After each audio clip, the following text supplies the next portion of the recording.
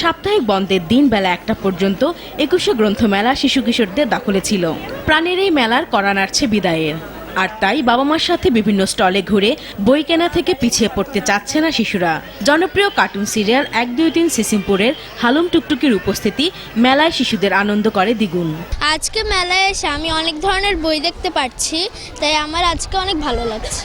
আমার গল্পের বই, রূপকথার বই, বৈজ্ঞানিক বই সব ভালো লাগে। জাফর ইকবালের বিভিন্ন কৌতুক টাইপের গল্পগুলা, বিভিন্ন বুদ্ধির প্রশ্ন, এরকম টাইপের গল্পগুলো ভালো লাগে। বেলা বাড়ার সঙ্গে সঙ্গে বইমেলায় পাঠক সমাগম বাড়তে থাকে, আর ছুটির দিন হওয়ায় অনেকেই মেলায় আসার জন্য শুক্রবার বেছে নিয়েছেন।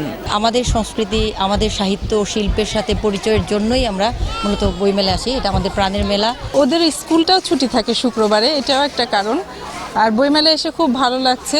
বই কিনতে, বই পড়তে আমি সবসময় ভালোবাসি ছোটবেলা থেকেই। মেলায় এবার মুক্তিযুদ্ধ ভিত্তিক ও উপন্যাসের বই বেশি বিক্রি হচ্ছে। মেলায় কয়েকটি স্টলেই দেখা গেল লেখকদের উপস্থিতি। বইয়ের আসলে কোনো বিকল্প নেই, বই হাতে নিয়ে পড়ার মধ্যে যে আনন্দ। আমার এবার নতুন বই বেরিয়েছে 7টা, প্রত্যেকটা বইয়ের বিক্রি খুব ভালো। বিশেষ করে আমি 9 মাস নামে একটি মুক্তিযুদ্ধের উপন্যাস লিখেছি, অনন্যা প্রকাশনী থেকে বেরিয়েছে। এটার বিক্রি খুবই ভালো। প্রতি বছরের মতো এবারও প্রবীণ লেখকদের পাশাপাশি নবীন লেখক ও নারী লেখকদের বই প্রকাশ হয়েছে। পাঠকদের আগ্রহ রয়েছে সেসব বইয়ে।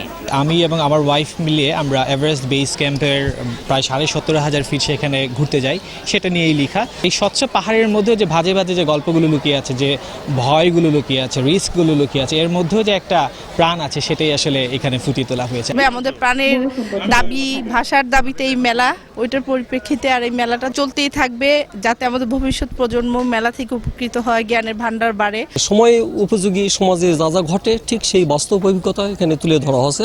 আশা করি পাঠকের ভালো লাগবে। অনেক প্রকাশক বিক্রি নিয়ে সন্তুষ্টি প্রকাশ করলেও কেউ কেউ বলছেন মেলায় ক্রেতার চেয়ে দর্শনার্থী বেশি। পাঠকদের কাছে এবারও অন্যান্য বারের মতোই হুমায়ুন স্যারের বইয়ের চাহিদাই সর্বগ্রে। বড় জায়গা নিয়ে মেলা করা হয়েছে, অনেক প্রশস্ত মেলা সবকিছু, কিন্তু বিক্রির ব্যাপারে আমি ঠিক ওইভাবে স্যাটিসফাইড না। আমাদের এই সাহিত্য ভাণ্ডারকে আমাদের শিশুদের মাঝে, আমাদের তরুণ তরুণীদের মাঝে, আমাদের যুবক যুবতীদের মাঝে আরও বেশি হারে ছড়িয়ে দিতে হবে।